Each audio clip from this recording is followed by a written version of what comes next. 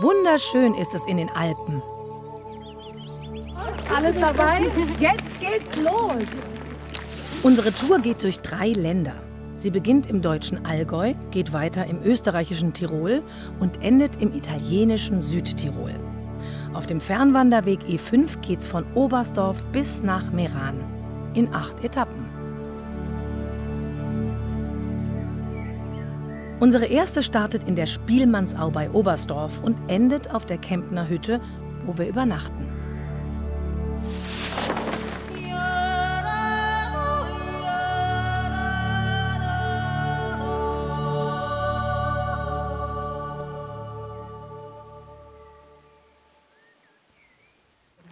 Wir sind eine bunte Truppe. 3 Generationen wandern mit. Vor wenigen Minuten war Start in der Spielmannsau. Sammeln wir uns da drunten bei dem Klettergerüst. Ja.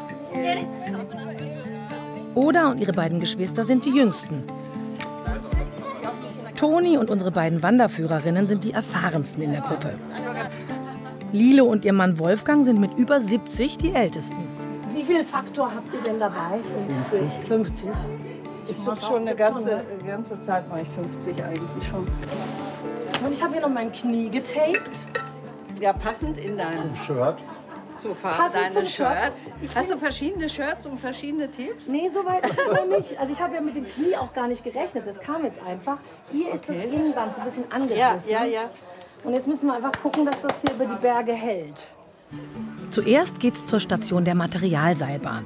Sie gehört zur Kemptner Hütte, wo wir übernachten. Ja, also alle roten Beutel raus und die laden in die Materialseilbahn dann rein. Den roten Übernachtungsbeutel. Kannst du die jetzt nicht mehr rausziehen? Das macht die Wanderrucksäcke leichter. Aber Caro will sich überraschenderweise von seinen Büchern nicht trennen. Mein StGB, meine Jura-Lernsachen. Das Leben macht Spaß. Bei unserer Familie aus Leipzig gibt's ein Problem. Irma findet in ihrem Beutel nicht 2, sondern nur eine Sandale. Die andere ist nicht da. Aber da rufen wir jetzt an, dann ist der da, wenn wir zurückkommen von der Wanderung. Brauchst du dir keine Sorgen machen. Seien Sie lieb zu dem Schuh. Haben ihn schon gefunden? Okay. Wir freuen uns auf ihn und nehmen den Kollegen mit über die Alpen. Okay. Gut, danke Ihnen. Danke, tschüss. Alles gut. Die sagt der Kollegin Bescheid. So, den noch? Na dann, viel Spaß. Sehr gut. Ede, warte! Ich hab auch noch einen.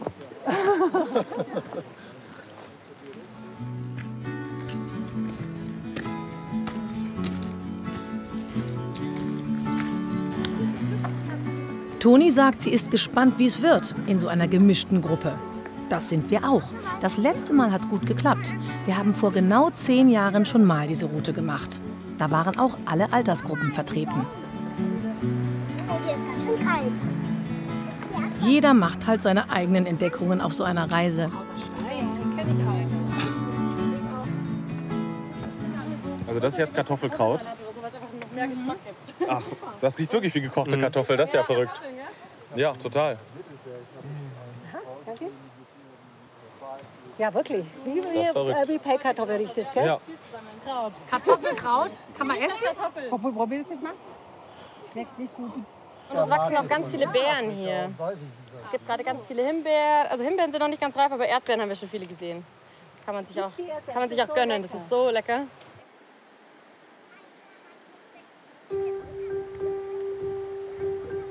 Wir wandern durch den Sperrbach-Tobel.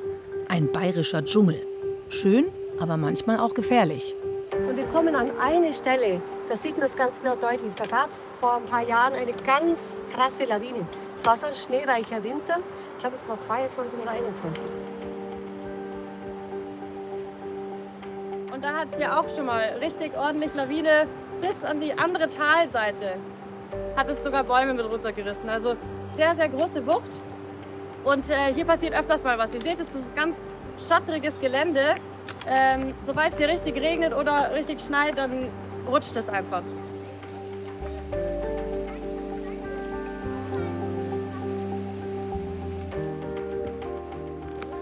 Ja, Jetzt weiß man, warum es heißt, es ist gut, wenn man trittsicher ist in den Bergen. Über den Sperrbach führt eine neue Alubrücke.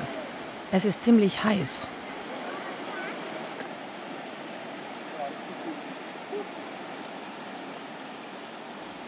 Und es geht steil nach oben.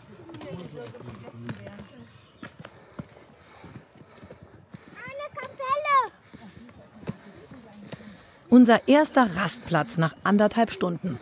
Ich glaube, ich nehme die Schokolade. Oh. Dieses Gefühl, wenn man den Rucksack zum ersten Mal abschnallt, ne? Man ist gleich gefühlt 10 Kilo leichter. Ne? Ja, herrlich. Nüsschen, du hast auch Nüsschen? Ich habe auch Nüsschen. Aber wir haben uns doch Brote geschmiert, oder? Ich habe nur Nüsschen.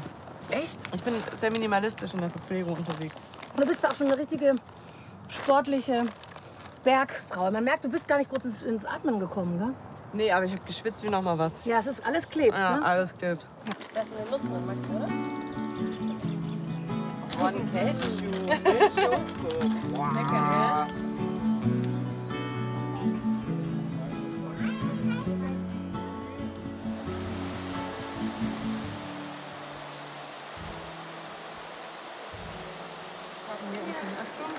Oder Super, aber ich hatte nämlich schon fast nichts mehr.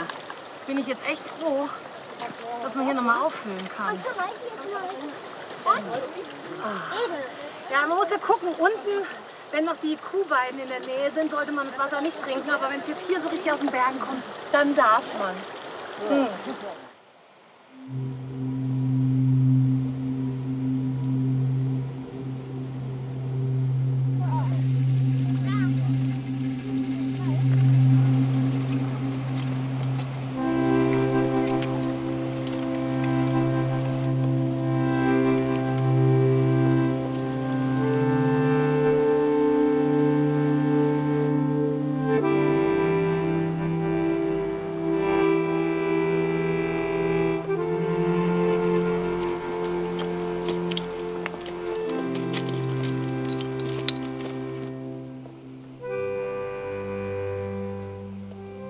Lilo, wie geht's dir?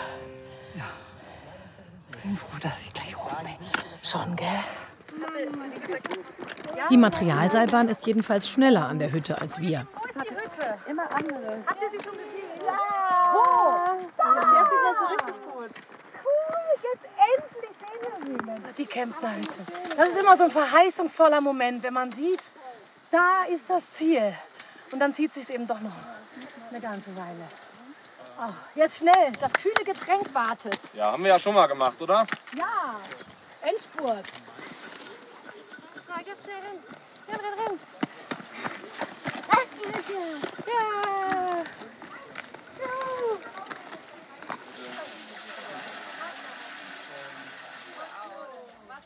Erschöpft, aber glücklich am Ziel. Caroline nutzt die Zeit, um die Sachen ihrer Kinder aufzuhängen.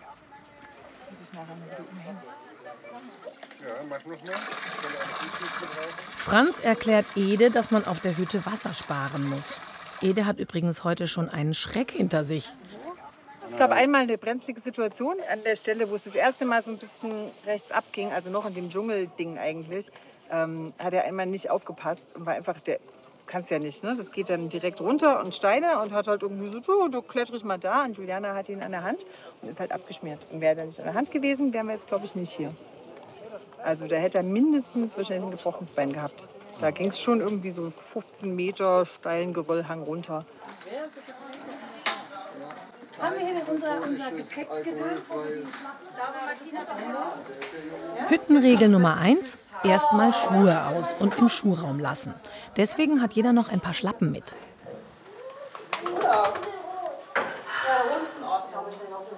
Knie hat gehalten, Füße atmen auf, sind etwas erschöpft die Füße, allerdings nur die Füße. Und jetzt gibt es ein kühles Getränk. Aber erst das Zimmer beziehen. Und erst mal finden. Die Kempner Hütte wurde Ende des 19. Jahrhunderts gebaut und danach immer wieder erweitert. Das ergibt eine verwirrende Architektur. Ich glaube, es kommt ein Gewitterwetter. Aber jetzt erst mal Zimmer. Ist das hier neu gemacht, sag mal? Ja, es sieht ganz so aus wie da. Ah, ihr habt schon hier. Ach, guck, hier seid ihr. Schon eingezogen. Und? Voll toll, oder? Gut, 213 bis 221. Wir nähern uns der ganzen Angelegenheit. Lager. Oh, vielleicht hätten wir abbiegen müssen. Guck, wir hätten abbiegen müssen. Ja? Wo? 20, 2019? Ich hab's Detail. Ja. Oh. Vielleicht sieht es jetzt auch anders aus. Das ist immer dieser große Moment, wenn man heute Nacht werden wir. Tada! Oh, herzig, hier schlafen. Oh, es gibt sogar ein Einzelbett. 1, 2, 3. Die Feli, die Kamerafrau, die kann auch noch mit hier rein. Wir haben ja ein Mädelszimmer. Feli, wo möchtest du schlafen? Also mir ist das egal. Ich habe, glaube ich, von überall eine gute Sicht. Das passt schon. Gut. Ja, perfekt. Hochbetrieb an der Rezeption. Bis zu 300 Menschen können in der Kemptner Hütte aufgenommen werden. Sie ist auch eine Notfall- und Schutzhütte. Wer hier ankommt, muss aufgenommen und verpflegt werden. Vorgestern ist das gewesen, da sind da 3 Fehl und 2 junge Burschen sind gekommen, die sind um 10 nach 10, Viertel nach 10 sind die halt eingetrudelt. Da haben wir sind am Tisch geguckt, oder? Und haben unser Abendgetränk genossen und nachher kommen die halt noch. Ja, sie haben den Bus verpasst und ja, haben gesagt, das ist ja kein Ding. Haben sie noch Hunger, Durst? Ja, und wir, sie haben den Bus und den Zug nicht gesehen. Dann hat jeder eine halbe Bier gehabt und dann hat Gabi noch eine Brotzeitplatte gemacht. Dann sind sie am Nebentisch geguckt und die haben sich gefreut. Für die war das wahrscheinlich der schönste Tag vom ganzen Jahr. Das erzählen die jahrelang. Ja, und das ist aber auch, das ist auch unsere Pflicht. Auch das ist unsere Pflicht. Dass wir einfach auch da sind, wenn unsere Arbeitszeit eigentlich zu Ende ist. Dem musst du bewusst sein. Die Arbeitszeit beginnt immer früh am Morgen. Denn fast alles hier wird frisch aus einzelnen Zutaten zubereitet. Das ist jetzt so eine Tagesration. Das sind ungefähr 25 Kilo, manchmal 30. Das sind so ganz große Teile. Die müssen früh morgens halt gleich angesetzt werden, sonst wird es nicht fertig. Wer sich nicht wehrt, endet am Herd. Deswegen stehe ich hier, ja genau. Meine Schwester wollte hier kochen, die ist zum Bedienen aus, hat bedienen dürfen. Und ich war bei der Mama in der Küche. Gabi hat reichlich Hilfe, aber meist von ungelernten Kräften, die über ein Online-Portal gefunden werden. Alles gut. Was ist passiert? Mir ist der Salat runtergefallen. 3. Die größte Herausforderung ist immer eigentlich auch unser Personal. Wir haben 16 verschiedene Mitarbeiter, die alle 4 Wochen ungefähr wechseln.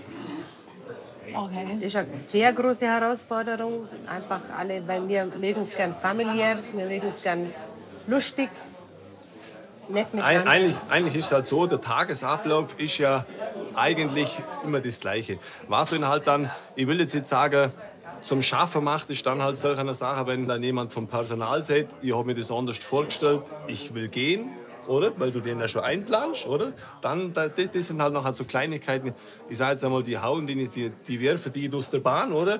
Aber das beschäftigt die. Uns beschäftigt nach dem Abendessen das Wetter. Am Himmel wird es immer dunkler.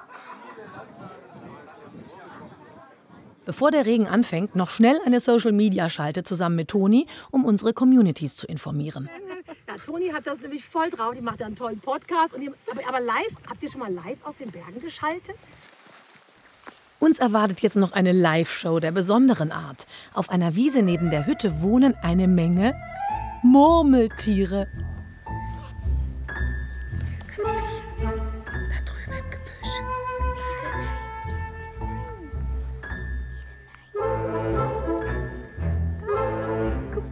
Also das ist ja, guck mal. Das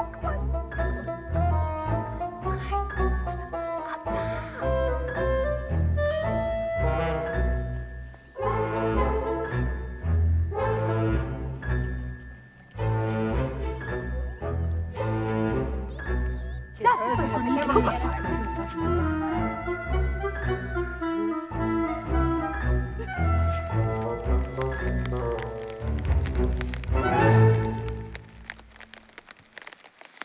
Unser erster Wandertag geht feucht zu Ende.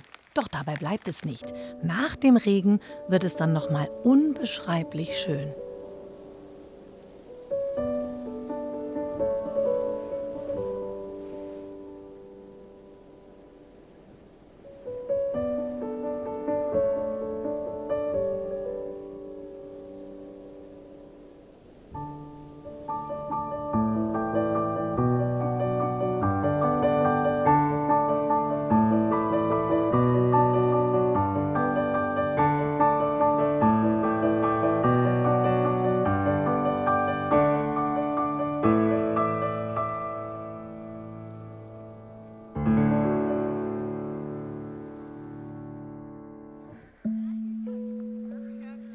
Am nächsten Morgen ist der Himmel wieder blau. Die meisten Wanderer sind schon früh gestartet. Wir lassen uns mit dem Frühstück ein bisschen Zeit. Guten Morgen.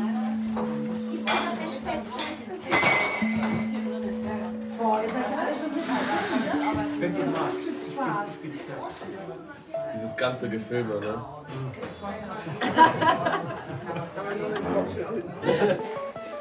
Ede hat den Ehrgeiz, immer alles selber zu machen. Dabei lernt er jeden Tag dazu. Jede Menge.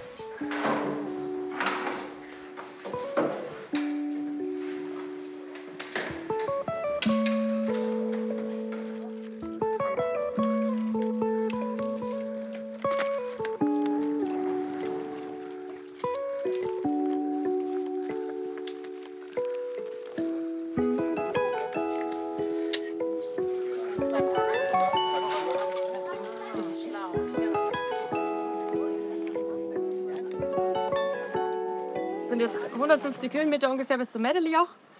Dort werden wir dann mal kurz Österreich empfangen. Sehr schöner Blick von da oben. Sehen wir das Lechtal in die Lechtaler Berge. Und dann geht's bergab. Ungefähr 900 Höhenmeter. Ja, wir gehen jetzt nach Österreich. Was, bist du schon mal zu Fuß nach Österreich gewandert, Ede? Ich glaube nicht.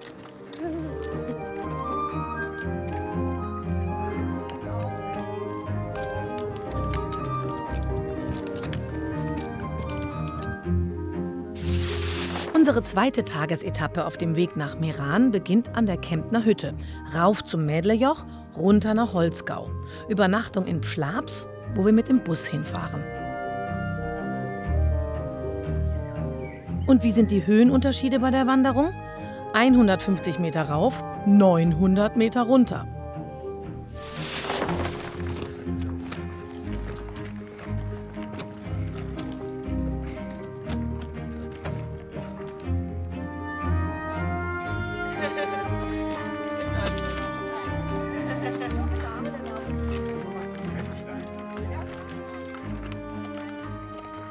So, da.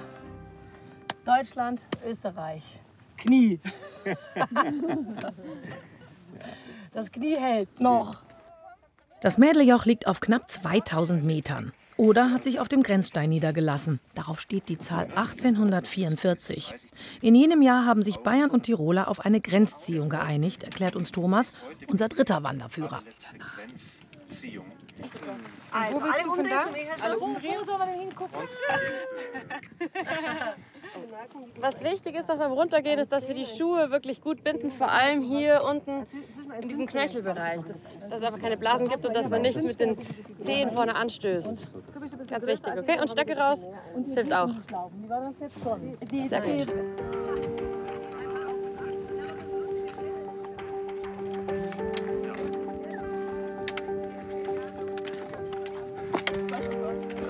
Wer noch nie gewandert ist, denkt, runtergehen ist viel einfacher als rauf.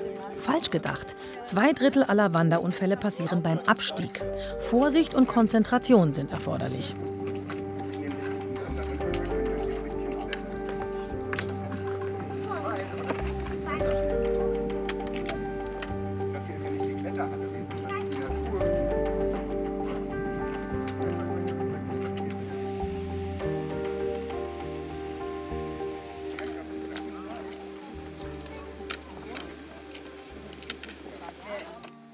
Plötzlich hat Ede die Nase voll. 3 Erwachsene wollen ihn überzeugen, weiterzugehen. Franz zieht alle Register. Einige Beispiele. Ede, mach mal weiter. Ja, komm. Los, wir versuchen mal die anderen einzuholen. Nein. Komm, komm, komm. Nein, nein, nein. Los. Nein, nein, nein. Bitte, bitte, bitte. Nein, nein, nein. Jawohl, Ede. Und dann geht's doch. Toni hat Ede von dem Bach erzählt, wo wir gleich Pause machen. Seine Schwester Irma hat beim Laufen am Fuß eine wunde Stelle gespürt. Das gehört in Ritas Kompetenzbereich. Du hast hier auch ein bisschen Dickstelle. Da ist ein bisschen Tape drin, schau. Der blaue Grau. Aber jetzt gehen wir erst einmal ins Wasser. Aber erst nach dem Fußbad im Bach.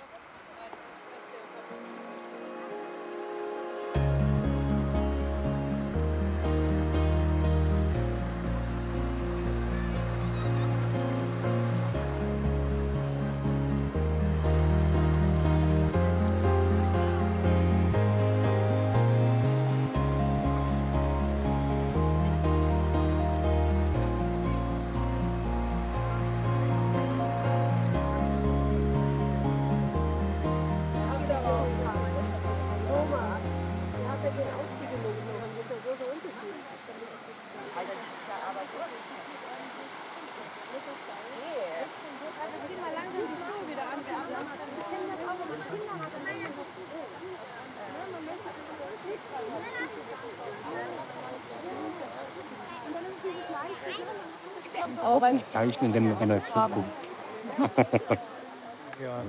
Ich probiere es immer wieder.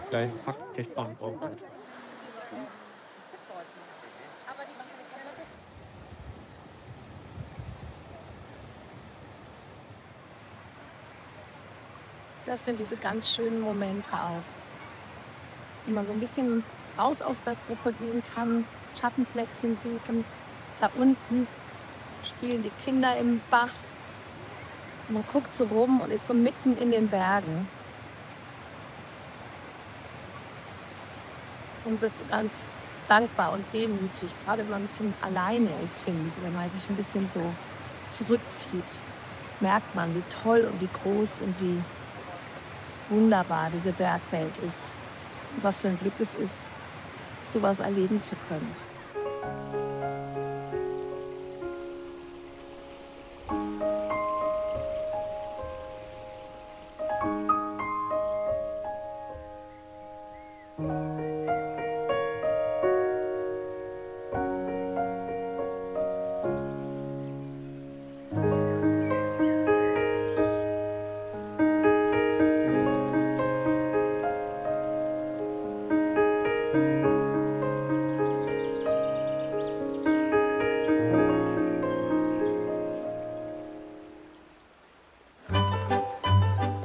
Mittagspause.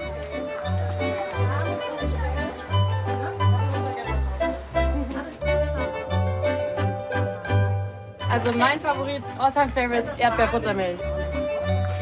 Oh, Prost. Ist gut? Oh, ja. Oh, schön frisch, ne? Schön sauer. Und nicht zu süß, ne?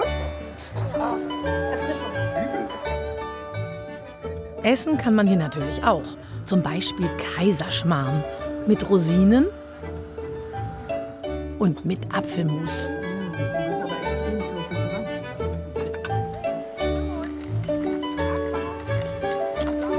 Frisch gestärkt.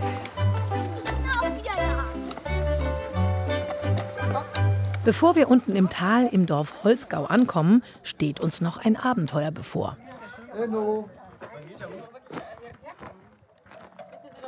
Das ist die große Wahnsinn. Wer hat Höhenangst? Oh, ihr beide? Irma, wollt ihr euch zusammentun? Wir müssen noch ein Der Witz bisschen. ist, dass man da ja durchgucken kann, ein bisschen nach unten. Ne? Das ist zwar eben toll, aber es ist eben auch ein bisschen... Komm, wir gehen da gemeinsam drüber, Irma.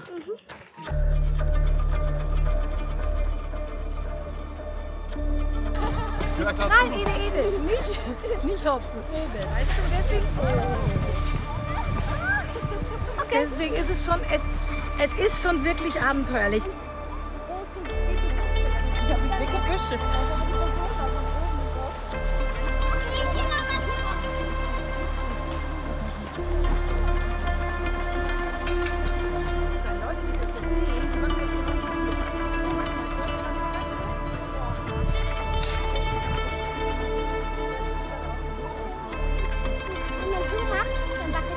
Ja, aber vielleicht nur so ein bisschen, okay?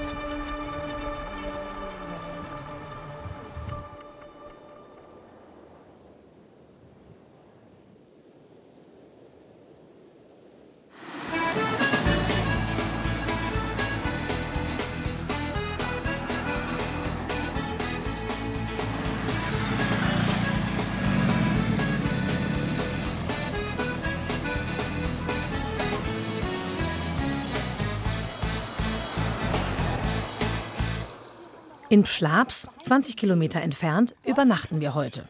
Schnell noch die Community über den Tag informieren. In diesem gemütlichen Gasthof haben wir auch schon vor 10 Jahren übernachtet. Carlo war bei der Reise mit von der Partie. Was ist denn so der Unterschied? Puh. Ja, diesmal schmeckt das Radler. Mit 11 wollte er unbedingt ein Radler probieren.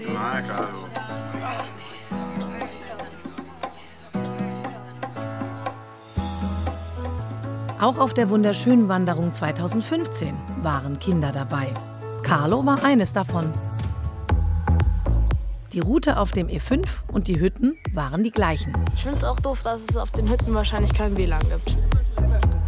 Carlo hatte wie jetzt auch seinen Vater Michael dabei, der sich auch damals den Film ausgedacht und geplant hat. Rita hat 2015 wie heute perfekt die Pflanzen erklärt und sich um die Fußbehandlung gekümmert. Ich glaube, der größte Unterschied ist, dass ich jetzt mehr Gepäck trage. Und Allerdings, stimmt. ja, ich habe das Gefühl, ich kann die Aussicht auch viel mehr genießen. So als Kind rennt man dann die ganze Zeit rum. Da waren ja noch andere Kinder dabei. Das war mehr irgendwie Bespaßung. Und jetzt ist halt viel... Ja, man nimmt das viel mehr wahr. Und ich glaube, ich schätze das auch viel mehr wert, dass ich jetzt mal Pause habe vom Alltag und wandern kann. Dass man die Berge sieht, nicht die ganze Zeit am Handy hängt. Ich weiß, jetzt höre ich mich an wie mein Vater. Und ich weiß auch, dass ich als 11-jähriges Kind damals gesagt habe, dass ich vor allem davon Angst habe, dass wir kein WLAN haben. Ja, das weiß ich auch noch. Die erste Sorge. Ja, ich finde das jetzt total super. Keine Instagram-Nachrichten, keine WhatsApp-Nachrichten. Einfach entspannt wandern mit allen, mit allem Mann. Ja. Und ja, klar, die Karteikarten sind immer auch ein bisschen dabei, aber es ist ja auch was ganz anderes, jetzt hier mal bei einer Pause am Wasserfall, am Fluss, in der Natur mit den schönen Blumen irgendwie ein bisschen zu lernen oder da in der Vorlesung zu sitzen.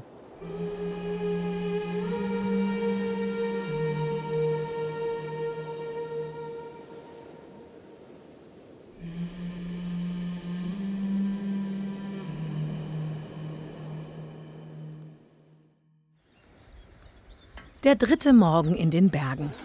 Von Schlaps bringt uns ein Bus zu unserem Startpunkt.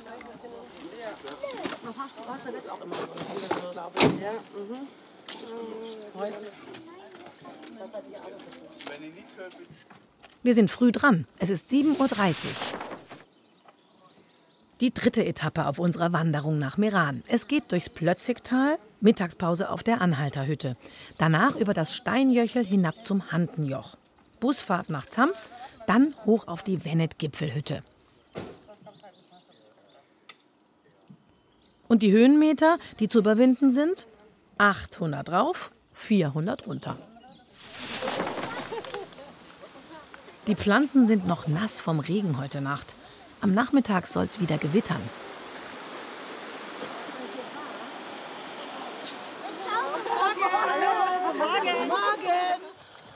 Ja, muss man jetzt direkt Schritt für Schritt sein Tempo finden, wenn es dann morgens gleich so steil losgeht.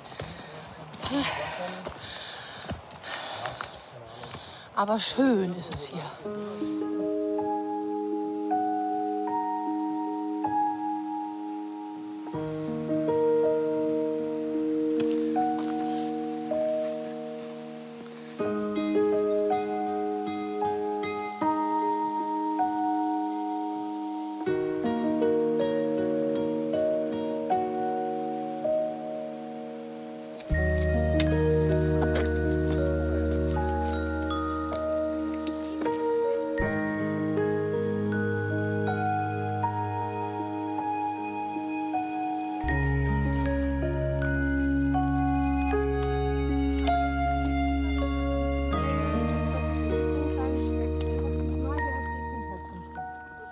Eine ganz besondere Stimmung ist das heute Morgen hier.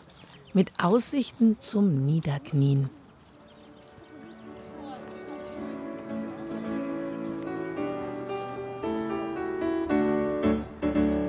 Wir sind hinausgegangen. Nee, wie denn? Mit dem Morgen. Ja? Wir singen in den Morgen. Wir singen in den Morgen, ganz ohne Sorgen. Und dann? Wie geht dann die nächste Strophe? Hochweisen Leut, Fallera, ihr denkt wohl, wir sehen nicht gescheit, Fallera. Wer sollte aber singen, wenn wir schon Grillen fingen, zu dieser fröhlichen Sommerszeit? Wer sollte aber singen, wenn wir schon Grillen fingen? Zeit. Und wenn man jetzt nicht nach Luft schnappen muss, aber singen und wandern ist doch herrlich. So schön. Jo, Hänschen Small. Franz macht gerade die Hip-Hop 2000er Hänschen Klein Version. Hänschen Small, Wall. Hat einen geilen Hut und einen nicen Stick. Oh, guck mal, das ist eine ganze Erdbeer. Zeig sie mir doch noch mal. Diese schönen Walderdbeeren, die schmecken ja auch am allerbesten, ne? Ja, und jetzt schau mal. Gefangen? Yes!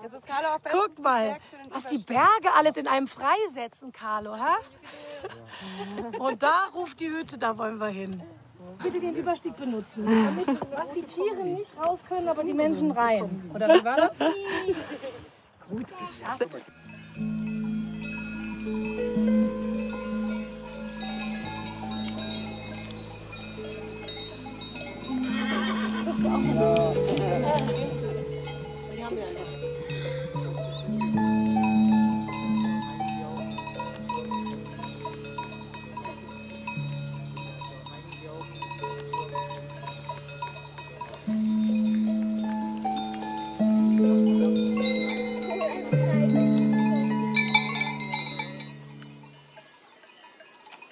Caroline, meinst du das ernst? Das meine ich jetzt kurz ernst, weil der Eder hat einfach Schiss vor den Kühen. Ach so, an den Kühen vorbei. Ja, das stimmt, die warten da schon auf uns. Ja, aber die machen ja nichts. Die machen ja nichts, nee, die sind nur neugierig. Aber man sollte schon Respekt haben.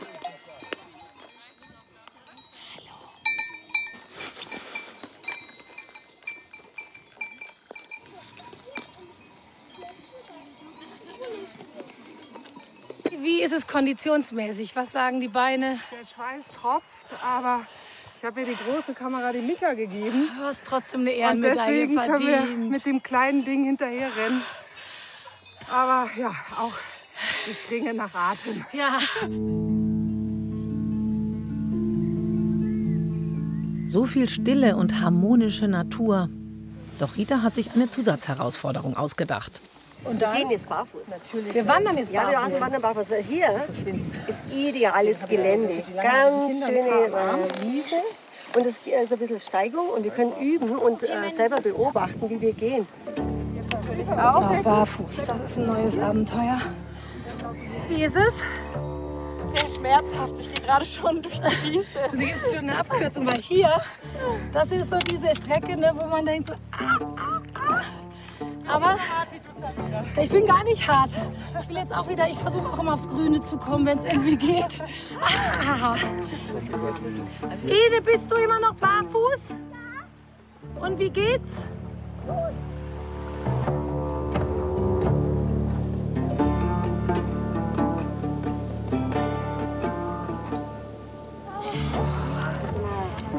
Barfuß bis zur Hütte.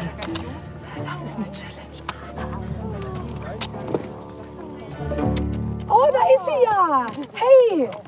Ich habe immer noch auf die Füße geguckt. Auf der Anhalter Hütte werden wir entschädigt. Denn Hüttenwirtin Angelika bereitet das Essen hier nicht nur für den Gaumen zu, sondern auch fürs Auge.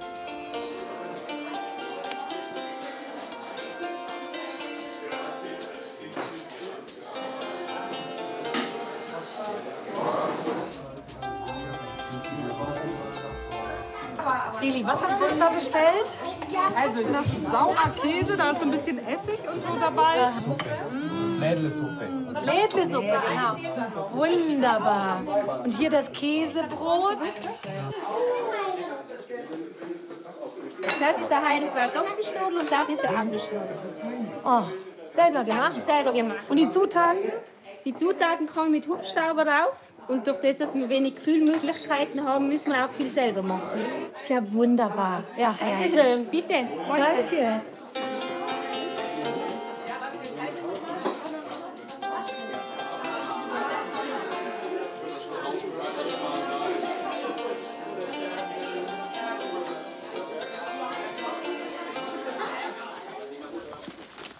Beim Abmarsch von der Anhalter Hütte denken wir noch, was für ein Glück haben wir heute wieder mit dem Wetter. Aber das ändert sich plötzlich.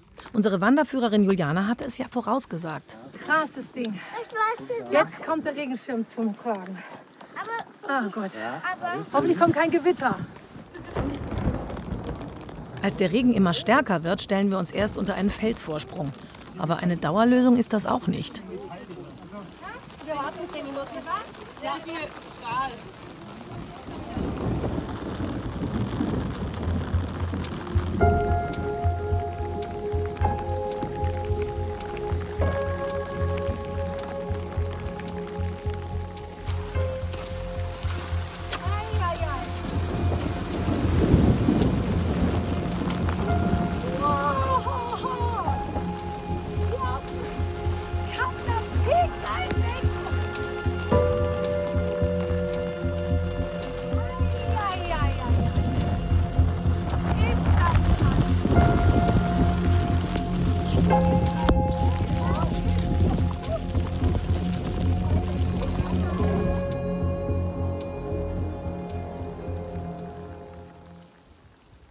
An der Straße erwischen wir dann einen Bus, der uns zum Sessellift bringt. Da hat der Regen zum Glück wieder aufgehört.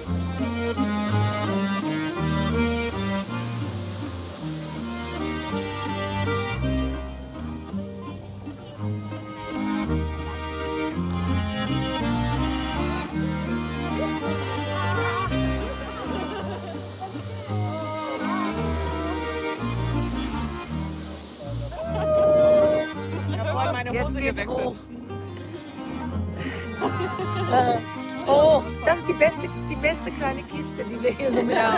Ach, da hast du noch neue Köstlichkeiten reingetan. Nachgefüllt.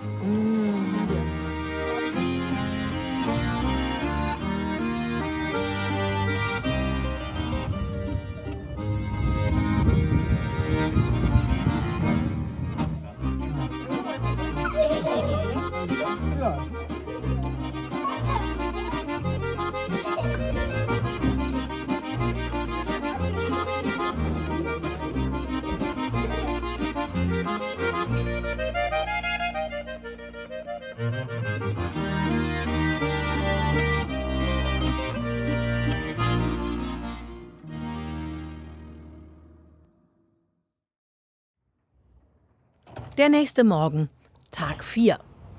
Oh nein. Oh, es regnet rein. Eiskalt. Krass Regen. Guten Morgen aus den Bergen.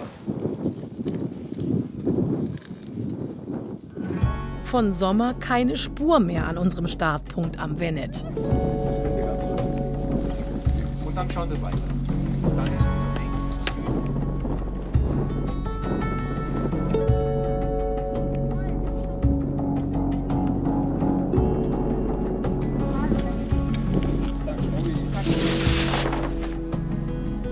Am 4. Tag unserer Wanderung auf dem E5 geht's von der Vennet-Gipfelhütte oberhalb von Zams hinauf zur Glanderspitze.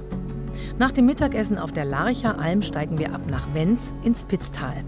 Dort übernachten wir in einem gemütlichen Gasthof.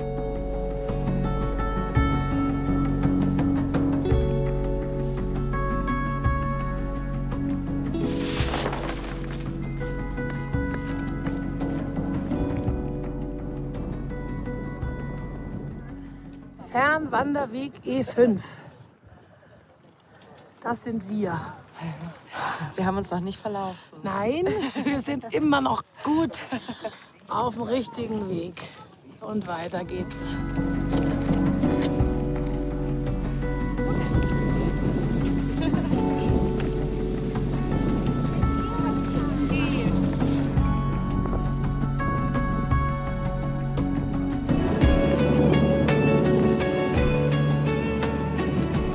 Franz und Irma sind die Ersten auf der Glanderspitze. Ich muss weitermachen. Da haben schon so viele eingeschrieben, wirklich mal. Wir sind in der Zwischenzeit im Gipfelbuch. Ich glaube, das Gipfelbuch ist voll. Warte, ganz kurz. Ja, ist so. Bis alle da sind, hat sich Caroline das Gipfelbuch angeschaut und noch einen Flecken für Ede gefunden, wo er sich eintragen kann.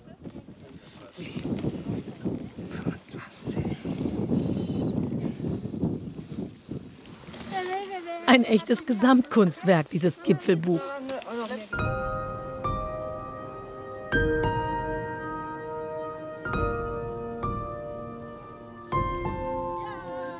Auf der Glanderspitze bin ich jetzt zum 3. Mal.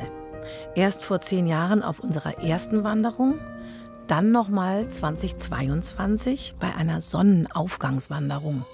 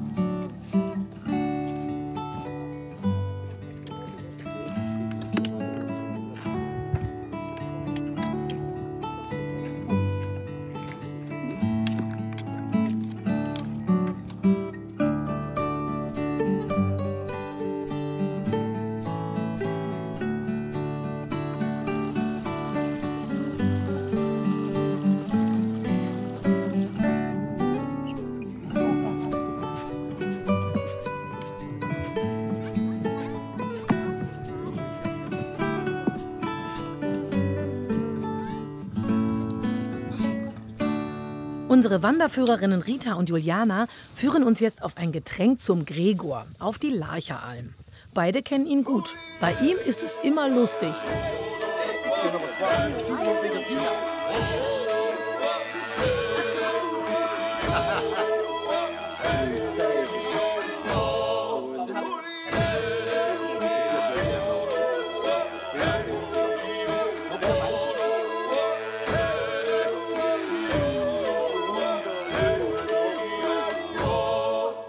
Die Dehnübungen, die Kamerafrau Felicitas hier allen beibringt, haben ganz urplötzlich einen alpenländischen Rhythmus bekommen.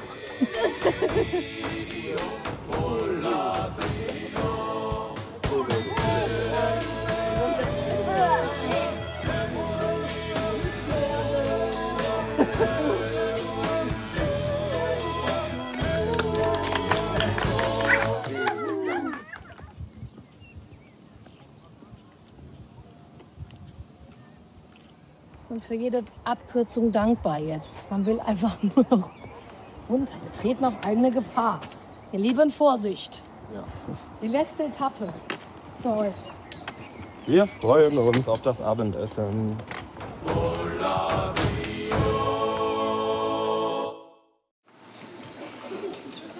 Heute und morgen werden wir uns den Höhepunkt unserer Wanderung erklettern. Alle sind gespannt. Nur einer darf nicht mit. Und der findet das gar nicht gut. Nicht weggehen. Ja, aber ich Der Franz geht mit ihm ins Schwimmbad, hat die Mama gesagt. Ja, Schwimmbad. Tschüss. Viel Spaß im Schwimmbad.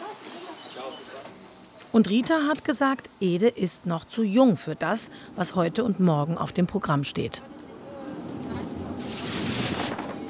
Unser 5. Tag auf dem Fernwanderweg E5.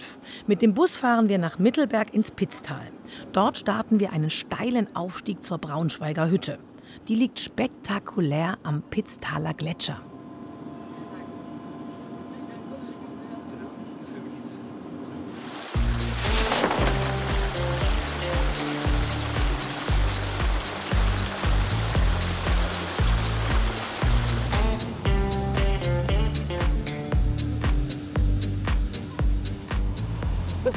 Irma, mach zu mir da.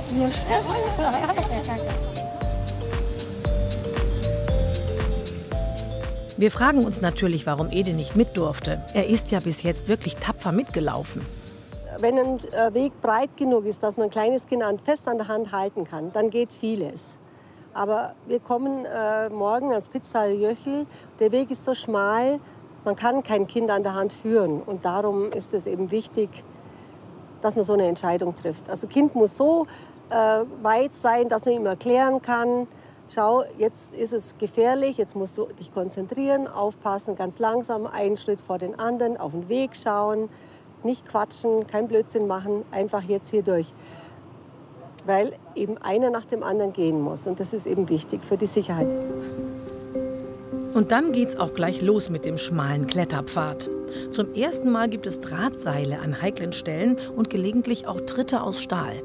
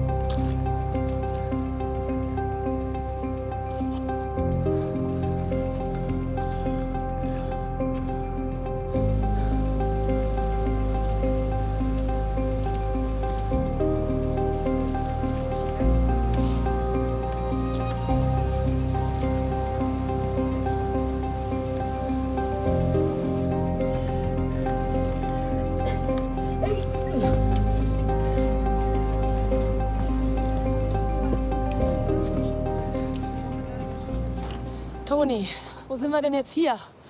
Wir stehen auf einer alten Skipiste tatsächlich. Ist die im Winter befahren? Nee, ich glaube nicht mehr. Ich glaube, dass sie nicht mehr befahren ist. Ich habe gerade auch den Thomas gefragt, weil da hinten ist ja das große Skigebiet. Sölden, ne? Oder? Nee, ist Pitztaler. Ach, Pitztaler, genau. Und man sieht es gleich, also fahre auch gerne Ski, so ehrlich muss ich sein. Aber es ist natürlich schon, ne, wir sind jetzt ja einen traumhaften Steig hochgegangen und jetzt, wenn man mal so sieht, wie das halt aussieht, mittendrin mit diesen Auffangzäunen links und rechts. Es verschandelt schon die Bergwelt, ha? Ich finde schon mittlerweile, ja. Dass es in den Alpen nicht immer so weitergehen kann, kommt einem da schon in den Sinn. Auch die Klimakrise spielt eine Rolle. Die Gletscher verschwinden. Erinnerungen an 2015. Wehmut mit, wenn man das sieht. Ja, das war das erste und einzige Mal, als ich richtig dunkelblaues Eis gesehen habe, weil das schon super am Schmelzen war und die oberen Meter schon alle weg waren. Aber jetzt sieht man auch das nicht mehr. Jetzt sieht man gar nichts mehr. Gut, man sieht da hinten, da ganz da oben ist es noch, ne? Aber wenn man sich vorstellt, dass das ganze Tal voller Gletscher mal war, ist das schon ein Trauerspiel.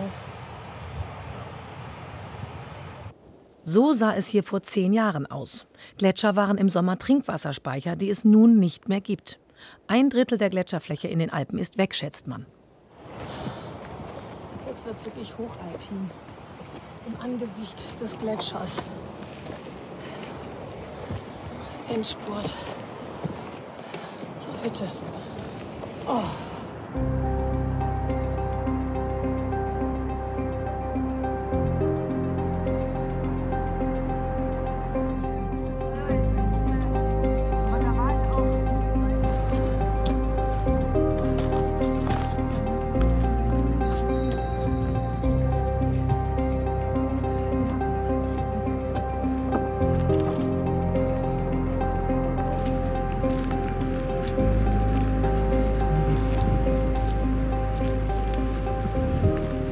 Wie geht es dir? Ja, anstrengend. Schon anstrengend, Ja. gell? Leicht untertrieben. Zwischendurch muss ich mal durchjapsen, ein bisschen mich erholen und dann geht's wieder weiter.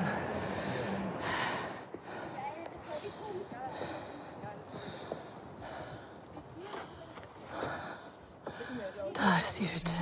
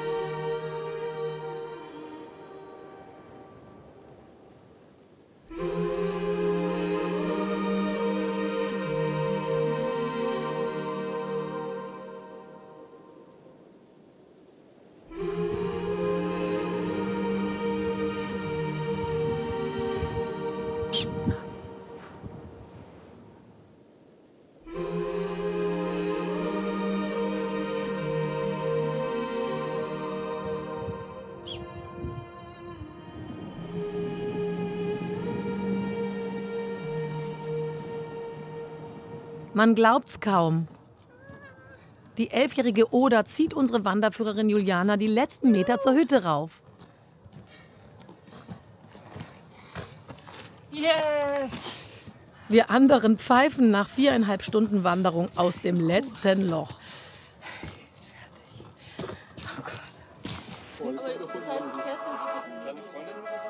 Kurze Ruhepause, dann haben wir noch was Besonderes vor. Wir machen eine Satelliten-Live-Schalte von hier oben für den YouTube-Kanal ARD Reisen. Autor Michael hält das Sendegerät, das mit der filmenden Handykamera verbunden ist. So kommt das Bild hier tatsächlich von 3000 Metern Höhe auf jedes Smartphone oder jeden Computer der Welt. Toni und ich berichten vom Tag und über unsere Gefühle beim Wandern. Ich glaube, es lässt auch niemanden kalt. Ne? Nee, und das haben wir ja auch heute schon wieder gemerkt. Ne? Also wir sind eine sehr durchmischte Gruppe und es werden immer mal wieder Menschen ein bisschen emotional und ich kann dann immer fast mit emotional werden, weil ich das so schön finde, wenn Menschen die Berge auch als so einen Ort kennenlernen, wo sie so ein bisschen über ihr Leben nachdenken, über das, was sie vielleicht schon erlebt haben, über ihre Probleme, über ihre Sorgen und das irgendwie hier dann so schön aufarbeiten können, auch mit sich selber in dieser gemütlichen Bewegung, in dieser Anstrengung. Es geht. Herzlichen Glückwunsch! Da kommt eine ganze Gruppe an. Deswegen hier ist die Hütte! Wie hast du das überhaupt gemacht? Wegen wunderschön. Ja, wirklich! Na, das ist doch gut! Und wie ist es? Katastrophe. Was? Nein, schon geil. Hey, du bist auf 2700. Wegen dir habe ich das gemacht. Ich habe es gesehen vor ein paar Jahren. Oh, wunderschön. Ja. Und da habe ich gesagt, musst du machen. Siehst du, guck. Und du schaffst es. Ja, aber da kannst du von ausgehen. Jetzt, die letzten Meter gibt es keinen Kneifen. Aber hier habe ich auch geflucht an diesem Stelle. Es ist krass. Das ist brutal, oder?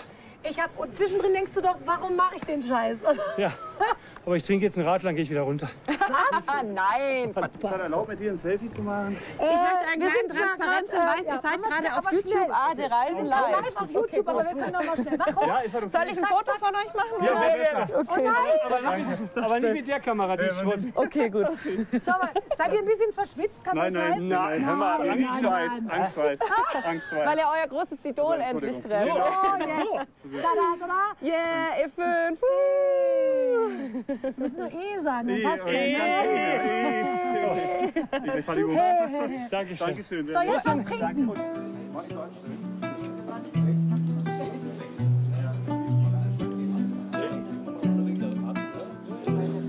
Oda und Irma haben einen Verkaufsstand entdeckt, den einige Angestellte aus Nepal organisiert haben.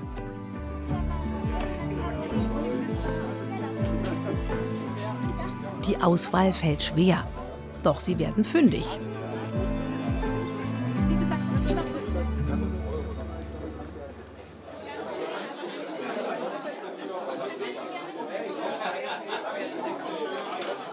Die Braunschweiger Hütte bietet Wanderern das ganze Jahr Schutz, ist aber nur in 4 Sommermonaten bewirtschaftet. Im Mai geht man hoch freischaufeln. Ja, muss man die ganze Hütte freischaufeln.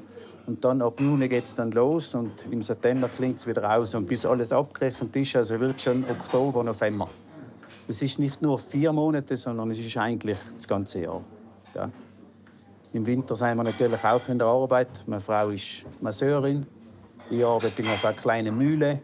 Also ist schon das ganze Jahr ein bisschen was zu tun.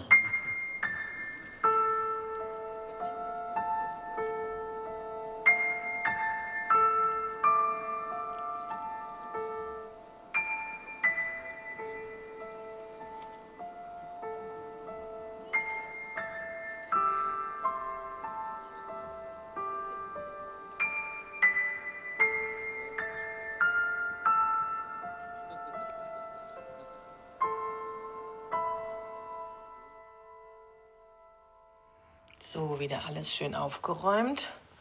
Rucksack gepackt. Hüttenschuhe noch an. Unten werden ja dann die Wanderstiefel angezogen. Und ein neuer Tag wartet.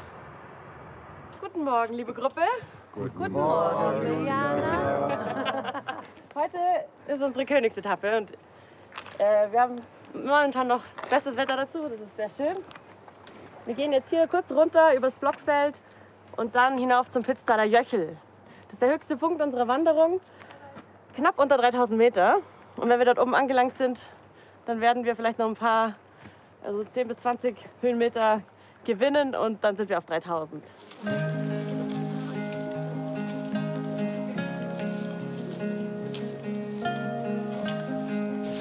In unserer 6. Etappe geht es also zum Pitztaler Jöchel auf knapp 3000 Meter.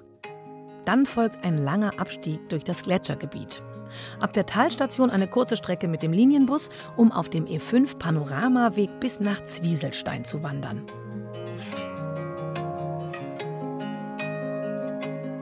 Und hier ist es ratsam, immer schön auf die Füße zu achten natürlich. Und im Zweifel sind die größeren Steine die vertrauenswürdiger sind als die kleinen, die gerne mal wackeln. So.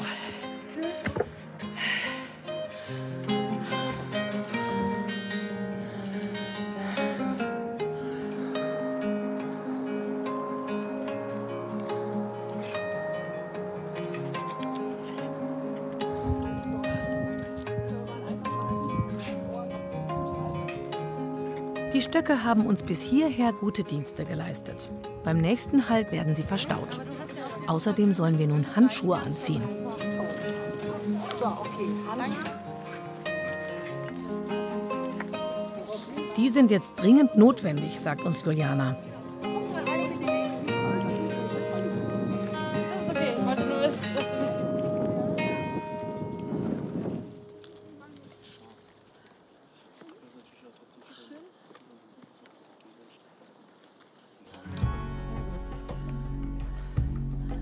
Kilo, super. Ja, Wahnsinn. Na? Hammer. Ich bin begeistert von allen. So, jetzt geht's los. Weniger quatschen, mehr gucken. Und immer gut an den Felsen abstützen. Ohne Handschuhe könnten einem schon mal die Finger einfrieren.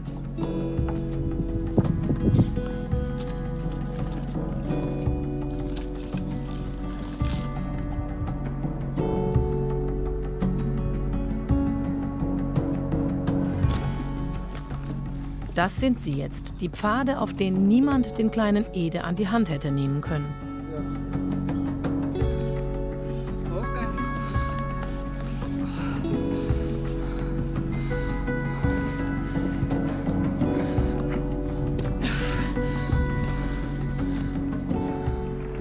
Geht's, Samina? Man braucht die Hände und fühlt sich wie ein Steinbock. Und dann, nach knapp einer Stunde, ist es geschafft. Wir sind oben, ganz oben.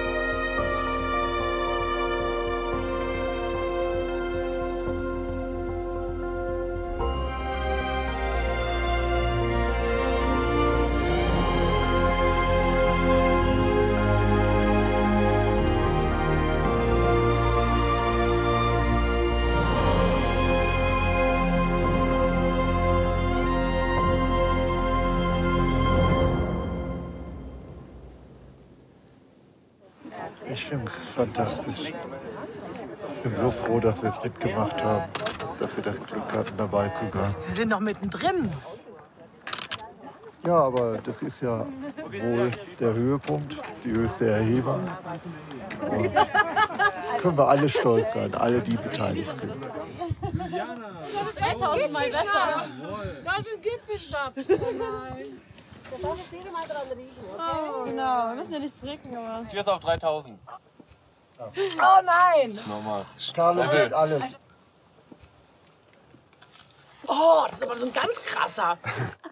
Aus eigener Produktion. Riecht gut. Riecht gut, schmeckt gut. Ja. Und was ist das? Der Abstieg zu den Schneefeldern ist etwas heikel. Vor allem die beiden Mädchen werden von den Wanderführern Rita und Thomas besonders begleitet. Wichtige Regel: immer mit dem Gesicht zum Berg die Tritte suchen.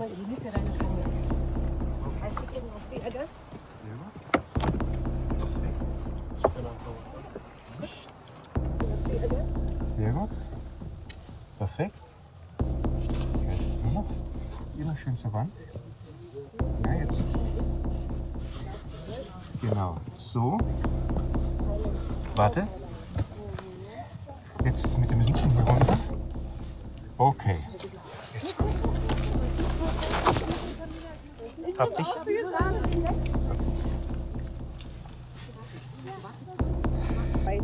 Okay?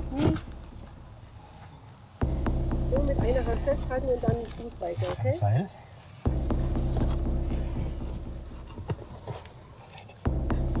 Den linken dahin. Den rechten darüber.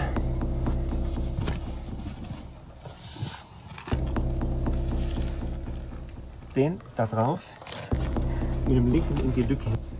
Genau. Der linke hier hin. Kurz bleiben. Mit dem rechten in die Lücke da rein. Schaffst du das? Einfach runterlassen. Sehr gut. Perfekt. Gut. Gut. Toni, wie ist das jetzt für dich hier runter? Ist auch nicht mein Favorite, muss ich ehrlich sagen. Nee. Das sind nämlich diese Draht. Diese Tritthilfen. Und die sind manchmal so ein bisschen rutschig.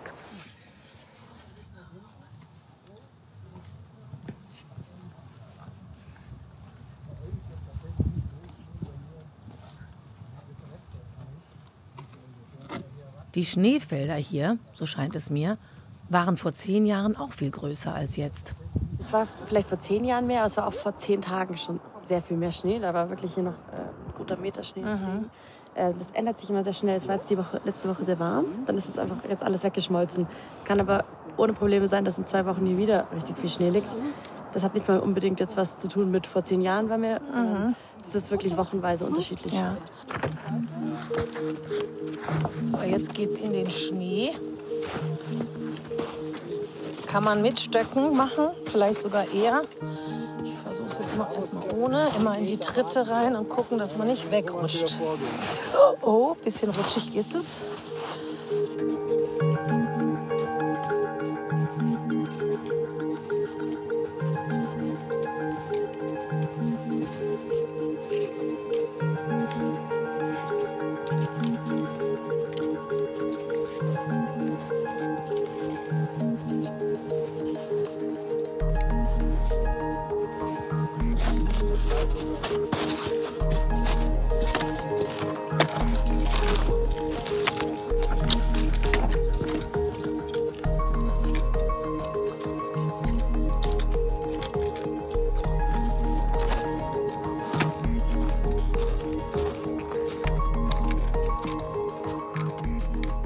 Da unten kommen wir jetzt am Gletscherstadion des Söldner Skigebietes an.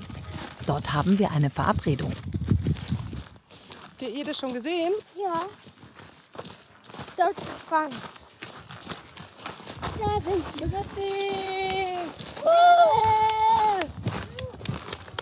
Wie schön ist.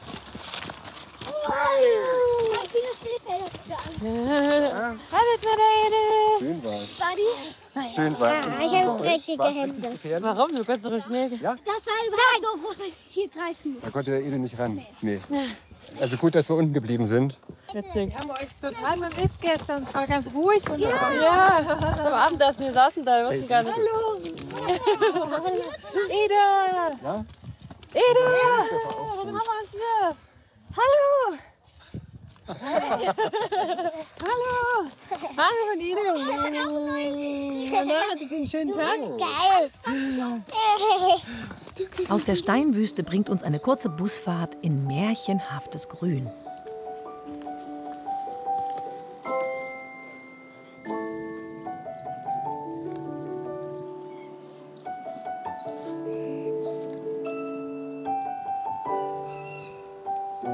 Diese Etappe des E5 nennt sich Panoramaweg. Zu Recht.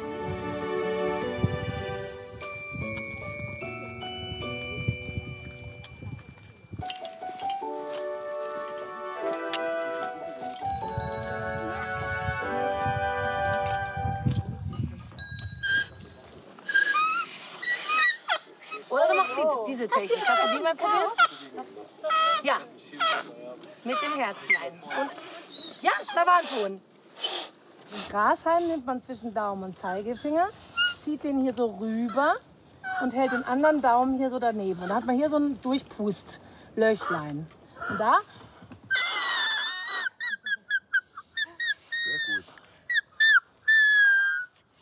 kann man singen. Ja, ja, da piepst es. Gut. Und die Irma kann auch den Kuckuck. Ja, das ist doch authentisch. Ja? Man denkt sofort, hier sitzt ein Kreuz. Jetzt holst du den anderen dazu. Hier kommen Leute.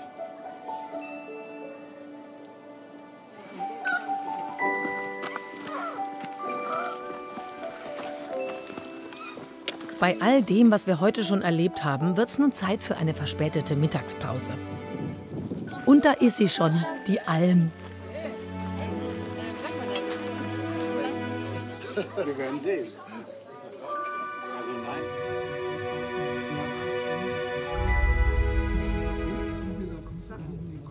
Ich das jetzt gerade auf dem Keyboardständer mit dem. Weißt du, So, Juliana, du hast dich jetzt schon die ganze Zeit auf diese Buttermilch gefreut. Ja, und das hat der Fokus übergesprungen. Der ganze Tisch. Alle haben Buttermilch bestellt. Mit Preiselbeeren, ne? Guck mal hier. Also, um genau zu sein. Und Toni, wie schmeckt sie dir? Mega lecker. Aber man muss sie mehr löffeln. Dann kann sie gar nicht so richtig trinken. Das ist wie so ein Dessert, aber ganz erfrischend. Carlo und sein Vater Michael machen wieder den Vergleich. Vor 10 Jahren und heute. So. Der Schaum braucht eine ganz große Oberfläche. Langsam. Und ab, trink ab. Das geht. Als Biertrinker weiß ich das.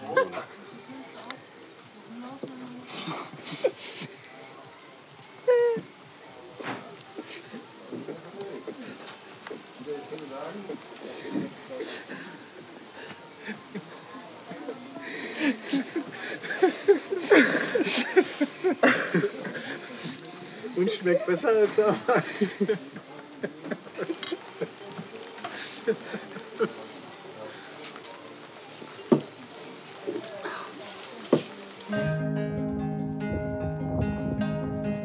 Endspurt nach Zwieselstein, wo wir heute übernachten.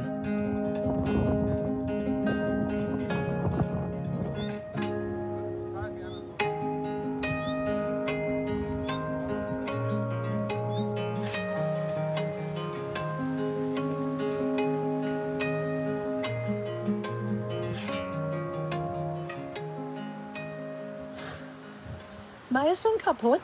Man fühlt die Muskeln hier überall. Aber ich bin ein bisschen stolz. Ich bin nicht viel kaputter als vor 10 Jahren. Trotz Knie. Und es ist auch wieder wie damals auch. Man wünscht sich irgendwie, dass es jetzt bald mal aufhört. Und irgendwie gleichzeitig, dass es weitergeht.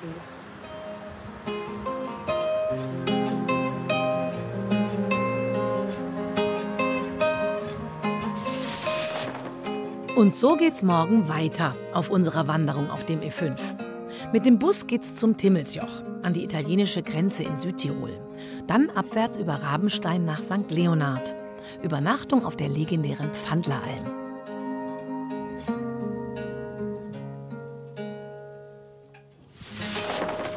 Und die Pfandleralm, die liegt da hinten.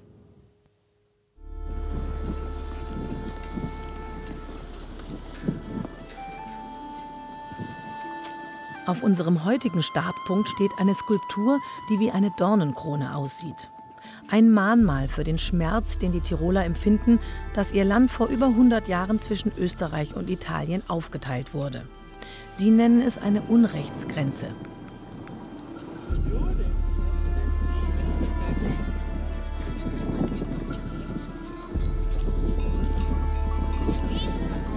Oi, oi, oi, oi, oi. Uiuiui, da wird man gleich weggeweht hier oben. Und das hier ist eine Mitmachskulptur. Hier kann man sich ein Herzchen nehmen alle ganz nass. Und dann was draufschreiben und dann hier dranhängen.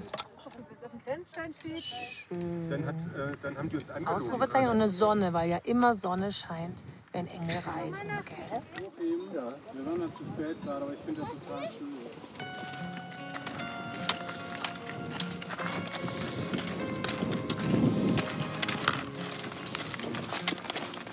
Vom Timmelsjoch geht es jetzt bergab auf einem uralten Handelspfad, der wahrscheinlich schon in der Steinzeit benutzt wurde.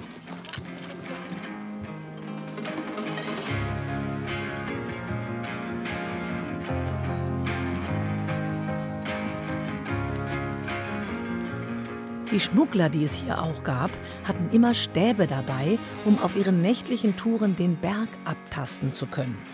Franz weiß das. Er hat auch das alte Zollhaus im Tal ins Visier genommen.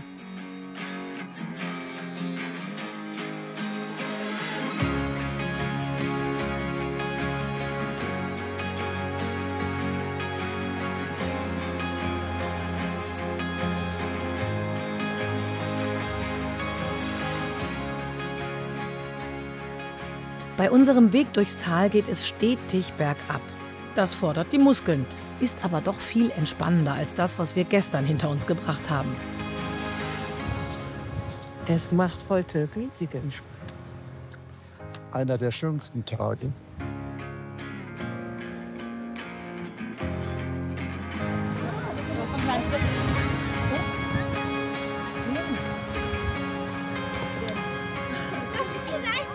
Am Gatter angekommen, ist Ede wieder auf Abenteuerkurs. Er will den Zaun, der durch die gelbe Stromleitung gesichert ist, partout allein bewältigen.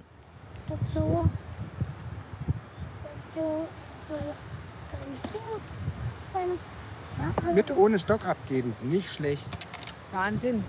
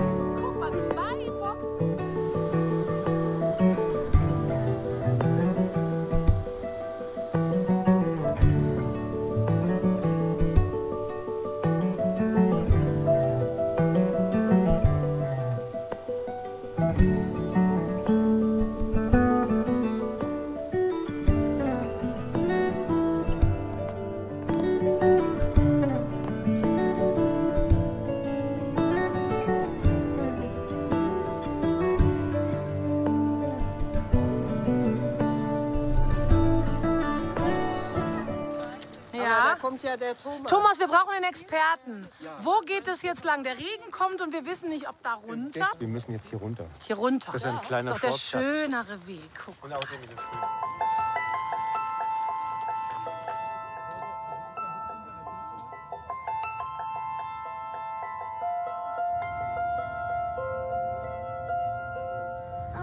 So, jetzt geht's zur Pfandler Alm und weil es jetzt so zuzieht, bringt uns der nächste Busfahrer zur Alm.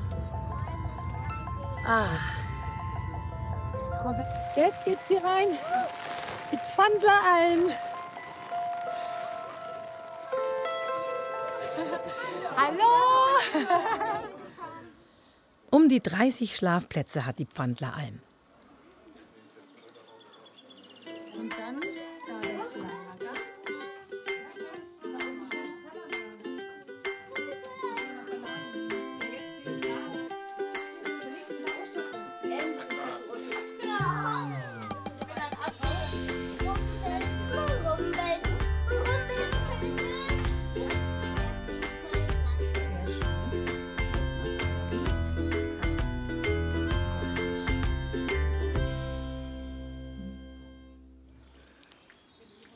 Am Nachmittag hat der Regen zum Glück aufgehört und so kann man sich ein bisschen entspannen und umgucken.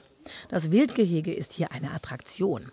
Die Tiere sind aber nicht nur zum Gucken, sondern auch zum Essen. Der Hausherr hat für die Züchtung einen Hirsch mit sagenhaftem Geweih angeschafft.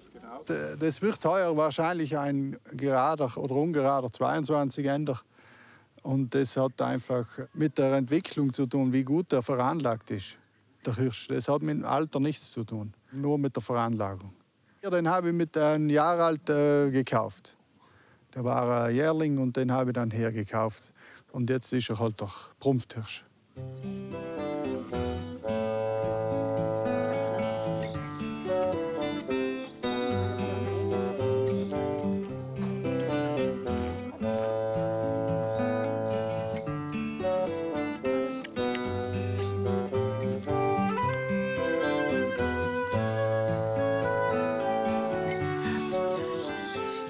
Guck mal, so ein schöner Hirsch.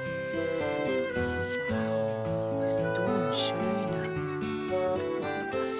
Ja, die Mädels wissen einfach, wie man sich's nett macht, gell? Franz widmet sich derweil der Geschichte.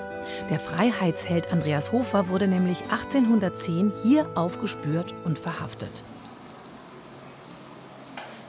Auf der Pfandleralm kann man viele gute Sachen essen. Aber die Klöße, die sind ein Muss. Das war vor Jahren schon so und ist so geblieben.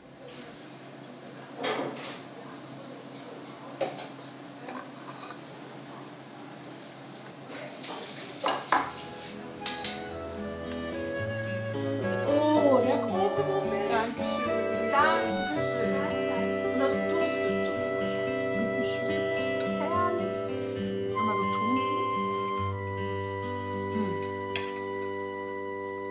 22:30 Uhr findet der Wassertrink-Contest statt. Also es geht los. 3, 2, 1, Start. Okay. Naja. The winner is Carlo Wieseler. Yeah!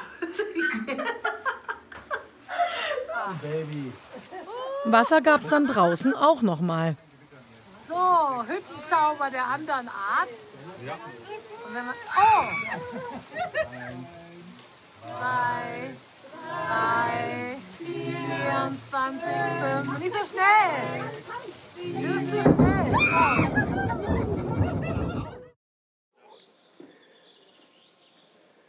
So. Guten Morgen. Es hat wild geschüttet heute Nacht und gewittert und es hat geschneit. Da. Neuschnee über Nacht. Sehr frisch ist es. Also am besten erst mal ein bisschen Morgengymnastik zum Aufwärmen. Starke Muskeln, von denen ich gar nicht wusste, dass ich sie habe. Man merkt schon, dass der Rücken was durch hat. Jetzt muss er noch einen Tag.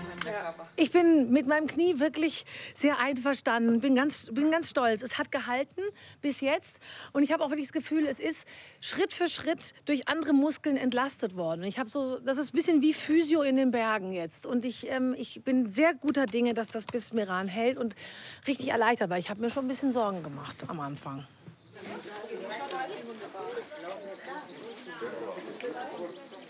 Ich bin ready.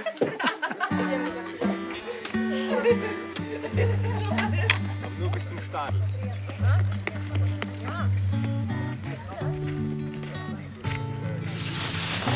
Unser letzter Tag auf dem E5 beginnt auf der Pfandleralm und endet an der Hirzer Seilbahn, mit der wir Richtung Meran abfahren. Zwischendurch kann es aber durchaus anstrengend werden.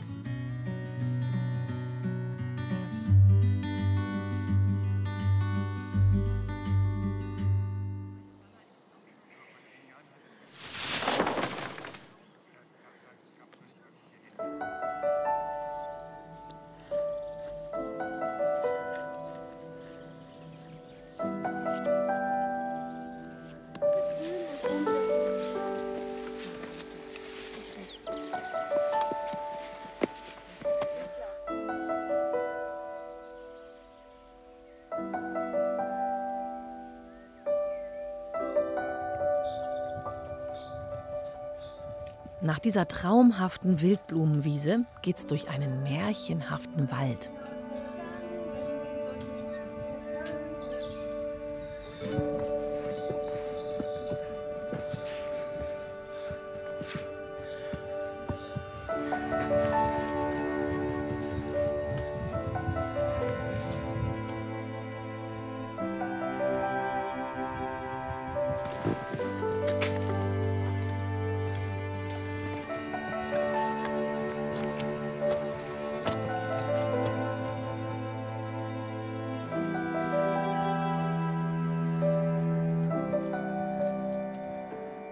Wir haben hier Netz und mich hat schon die ganze Zeit brennend interessiert, wie kalt es eigentlich ist. Ja, es ist kalt. Wir haben gerade 11 Grad. Oh. Und ich denke mal, wir sind wahrscheinlich bei zwischen 5 und 6 Grad losgelaufen. Krass. Ja, da oben ist der Schnee gefallen heute Nacht. Jetzt ist es wirklich anstrengend geworden. Wir bewegen uns wie in Zeitlupe. Aber es geht einfach nicht schneller. Es ist unglaublich steil. So, die Juliana hat eine lustige Idee. Wir gehen hier noch auf den Riffel anscheinend. Warum auch immer, weil der Berg da ist, gehen wir da jetzt noch drauf. Und das ist jetzt noch mal so eine Situation, wo man so denkt, warum? Warum jetzt auf diesen Gipfel noch? Dabei ist da der schöne Weg darüber, da zu dieser Alm und da wartet irgendwie Kaiserschmarrn und ich weiß nicht was. Nein, wir gehen jetzt hier noch hoch. Warum, Rita? Ja, weil es schön ist. Weil es schön ist.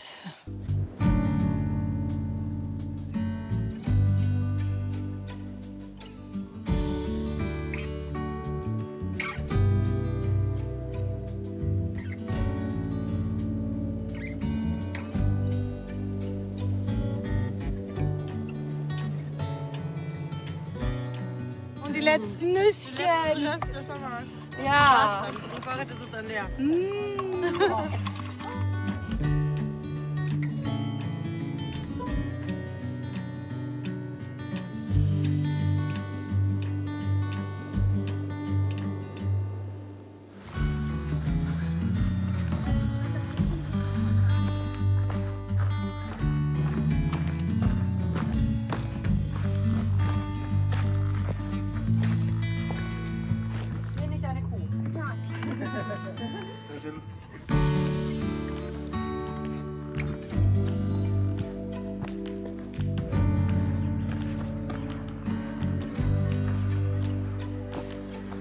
Das ist ja was. Da kann ich mich noch erinnern, wie das vor 10 Jahren war, das Ankommen hier. Ein bisschen mehr Sonne, aber wir haben den E5 gerockt bis hier. Das haben wir damals auch.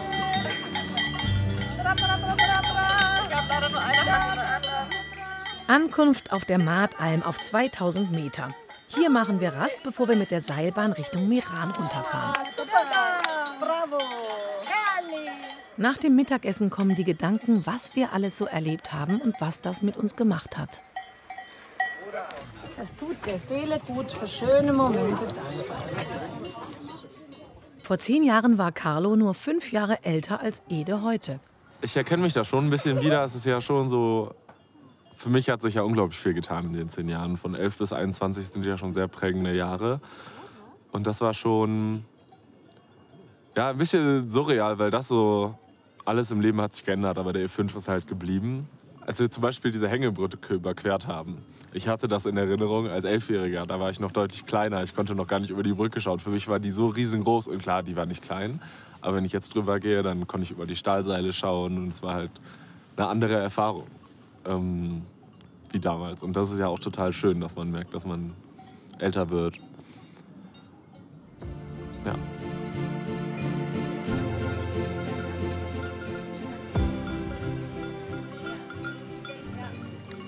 Ich habe total beobachtet, dass alle eigentlich ähnliche Dinge daraus mitnehmen, wie ich das vor 5 Jahren und auch heute noch mache.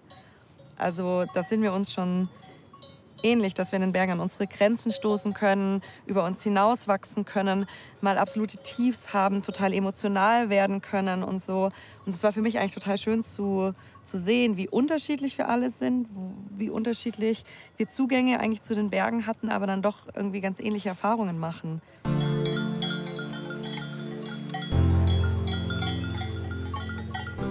Franz hat rausgekriegt, was ihm am Laufen gefällt. Mein Körper hat was zu tun und macht einfach. Und ich kann wenig andere Sachen machen, außer gucken. Und das Gucken ist immer geil. Ich mag sogar das dann hier im Berg vor die Füße gucken. Ich denke zwar immer, Mist, ich verpasse gerade die Hälfte, weil da ist bestimmt der supergeile Ausblick und da steht ein Reh und ich verpasse es. Aber wenn ich abends im Bett liege, so kurz vorm Einschlafen, habe ich andauernd irgendwelche Steine vor mir, an denen ich vorbeilaufe oder auf die ich drauf trete. Also ich merke so, dass im Kopf ist dann wie so eine Meditation drin, die nachts noch weiterläuft. Der Franz läuft weiter, bis er eingeschlafen ist.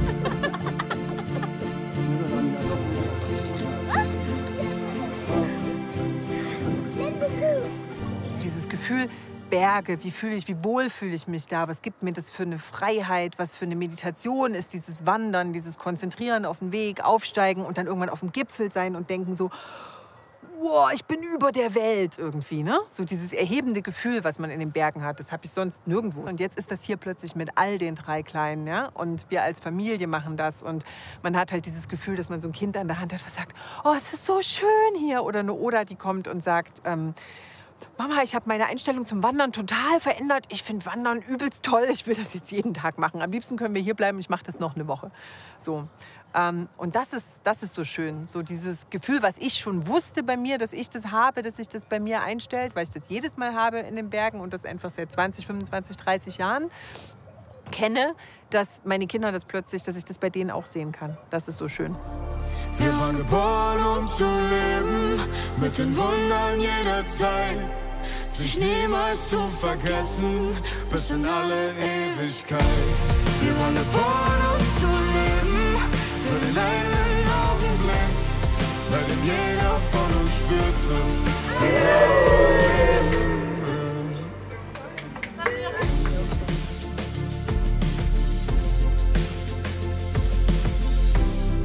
Wir sind nach Meran gekommen. Das Krasseste ist, hier unten ist ja Palmen, Blumenschmuck, Kurstadt und so. Mit denen ungeduscht und ungedingens und vom Winde verwirrt hier runterkommt und weiß, alles egal, das ist nur die Fassade. Innen drin ist das ein inneres Blumenpflücken, weil wir sind über die Alpen gewandert. Durch 6 Täler und 3 Länder. Cheers. Cheers. Auf uns, auf euch.